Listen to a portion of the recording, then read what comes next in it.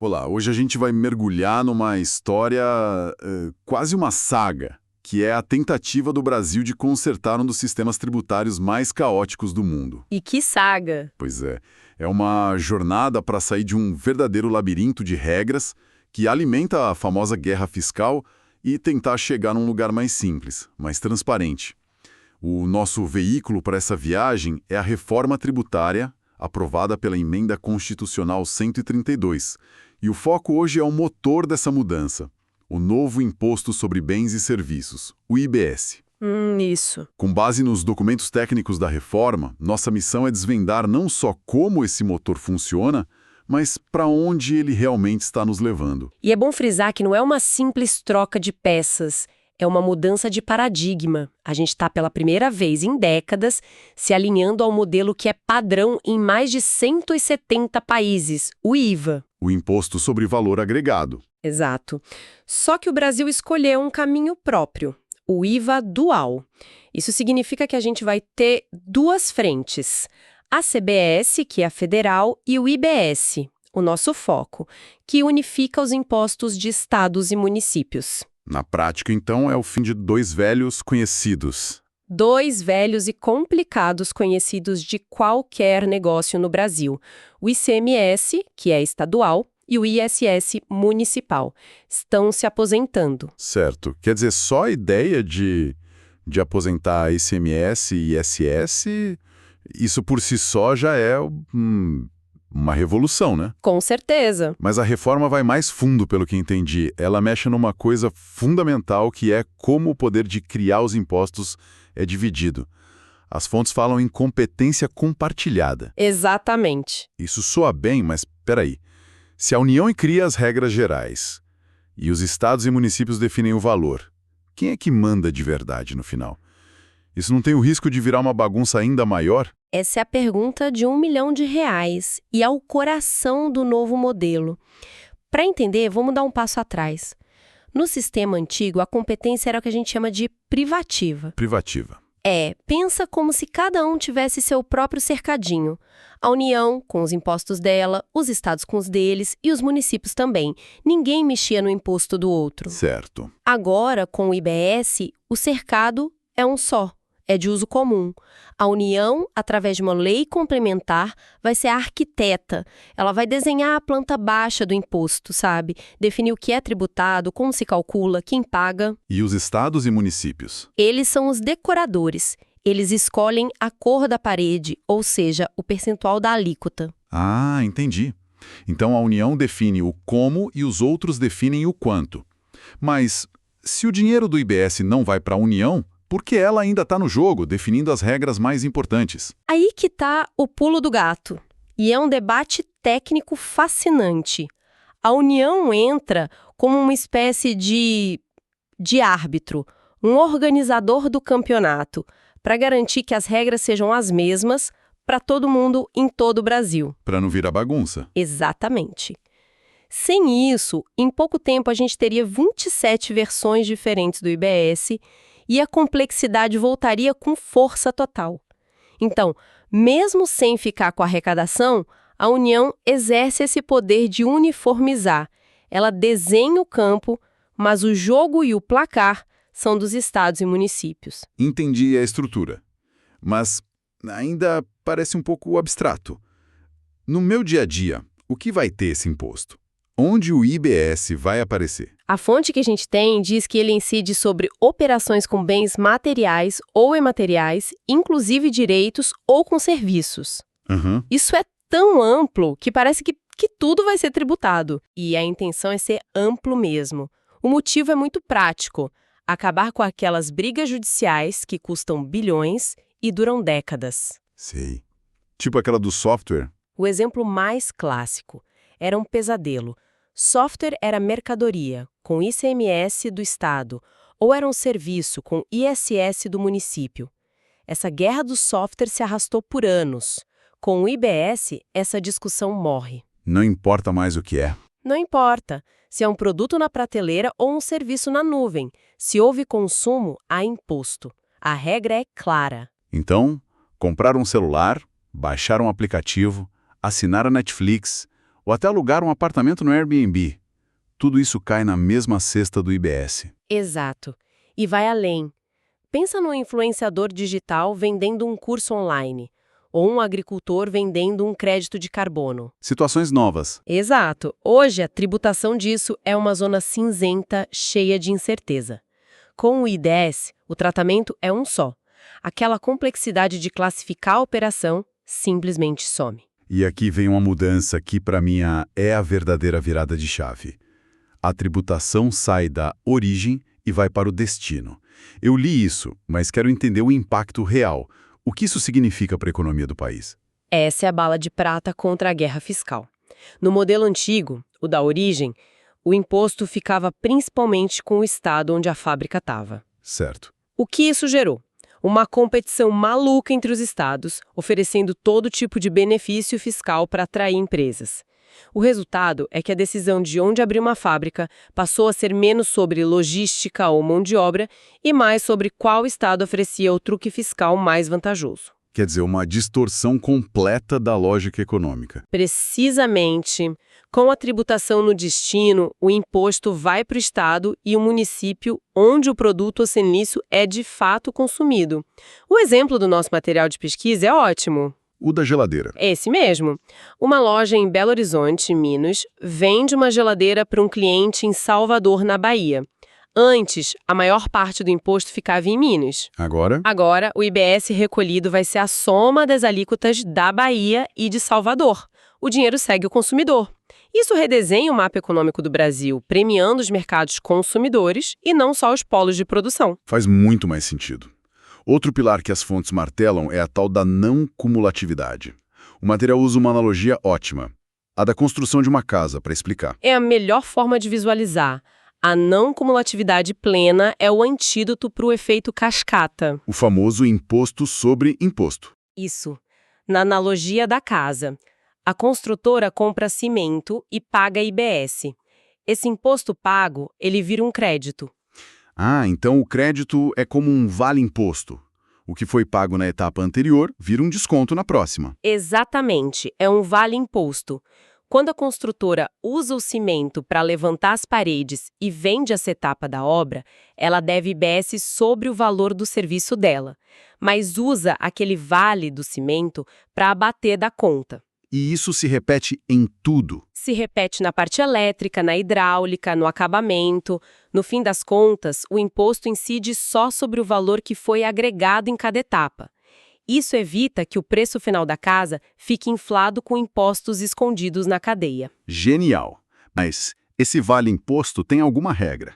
Alguma pegadinha? Tem, e são duas principais. Primeira, o crédito não vale para tudo. Se o dono da construtora usar o cimento para fazer uma churrasqueira na casa dele, para uso pessoal, aí não pode abater. Ah, claro. O crédito só vale para o que vai virar produto ou serviço para vender. A segunda é que, se a venda seguinte for isenta de imposto, o crédito que foi acumulado se perde. Por quê? A lógica é, se não há imposto a pagar na saída, não tem por que ter desconto na entrada. A grande exceção, e isso é crucial para a economia, são as exportações. Nelas, o crédito é mantido, para o nosso produto chegar lá fora sem carga tributária brasileira e competir de igual para igual. Ok. Uma das maiores promessas é a simplificação. A legislação vai ser única no país inteiro, mas cada um dos mais de 5.500 municípios e 27 estados define a sua alíquota. Isso não parece contraditório? Como pode ser simples se cada cidade pode ter uma taxa diferente? A simplicidade está nas regras do jogo, não no placar. A Lei Complementar Federal vai ser o manual de instruções do IBS e vai ser o mesmo do IAPOC ao Chuí. Tudo padronizado. Tudo. Como emitir a nota, como calcular o crédito, o que é ou não tributado. A única autonomia que prefeitos e governadores terão é decidir o percentual. Eles não podem criar uma isenção para um setor amigo ou mudar a base de cálculo. A decisão é uma só. Qual a taxa? E eu li algo nas fontes que me pareceu quase inacreditável. A alíquota definida por um município ou estado tem que ser a mesma para tudo. É sério isso? Seríssimo. Quer dizer que o imposto sobre um serviço de streaming de luxo vai ser o mesmo de 1 quilo de feijão se ele não estiver na cesta básica? É exatamente isso. E essa é uma das travas mais inteligentes contra a complexidade. Um município não pode criar uma alíquota de 2% para advogados e 5% para salões de beleza. A taxa é a mesma para todos os produtos e serviços. Isso acaba com muita briga, imagino. Pensa no exemplo divertido que o material usa da briga do pão de mel X contra o biscoito Y. No sistema antigo, empresas gastavam fortunas para provar que seu produto era um biscoito e não um pão de mel, só para se encaixar numa alíquota menor. Com a alíquota única, essa briga de classificação acaba. Não importa o nome, a alíquota é a mesma. Mas isso parece muito rígido.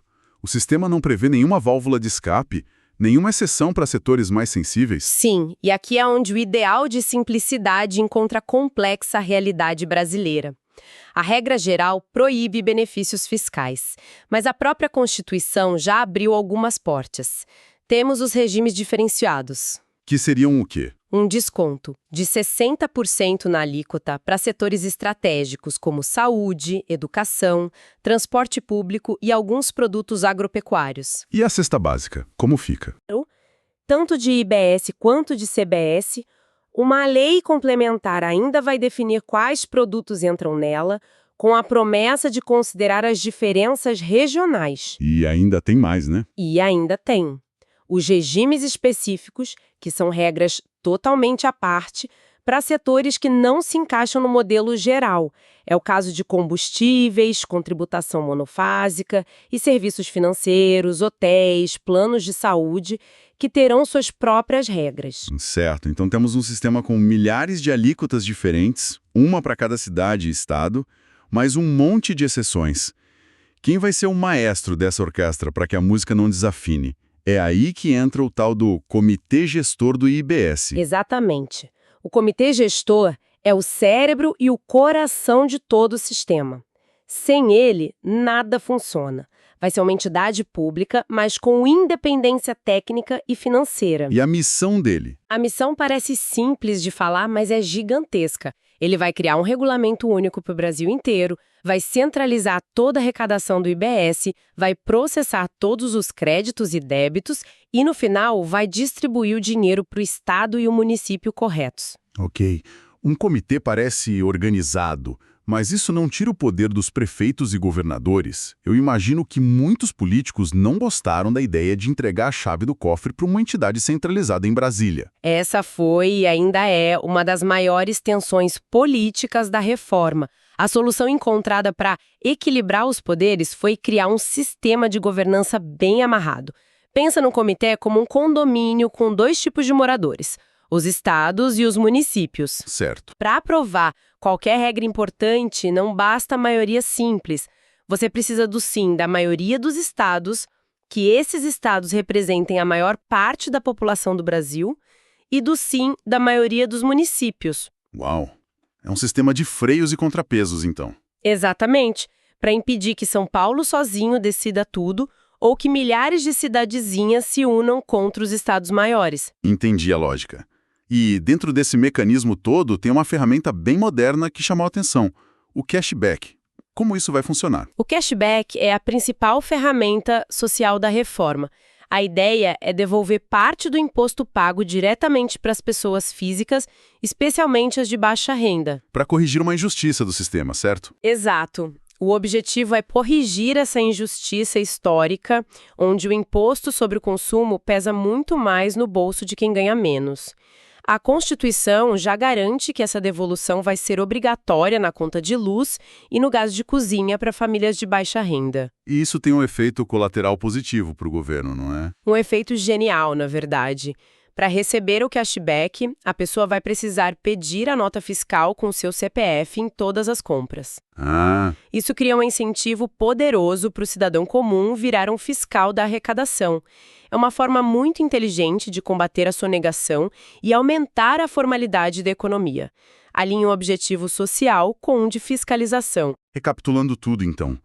O que estamos vendo é uma tentativa de trocar um sistema tributário caótico por um mais simples, com regras unificadas.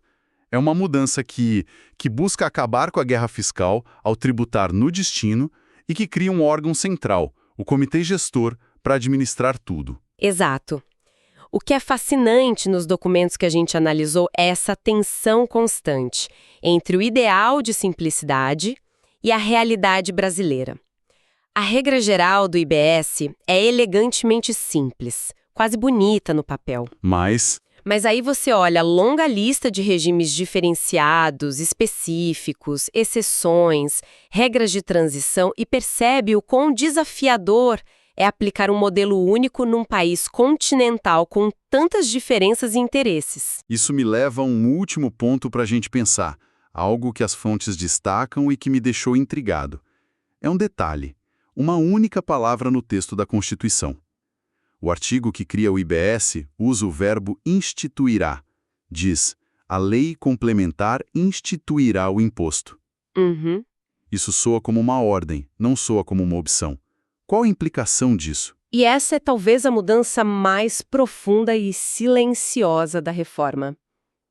Uma característica clássica do nosso sistema é a facultatividade. Ou seja, um governo tem a competência, o direito de criar um imposto, mas não a obrigação. Como o imposto sobre grandes fortunas. O melhor exemplo, previsto na Constituição desde 88, mas que a União, por opção política, nunca instituiu. A pergunta que essa palavra instituirá coloca na mesa é: a reforma acabou com essa liberdade de escolha para o IBS? Vira um dever? Exato.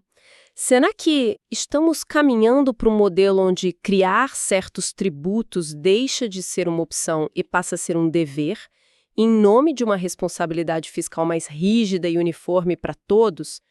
É uma questão que redefine a própria ideia de autonomia no nosso federalismo fiscal? Um ponto para se refletir.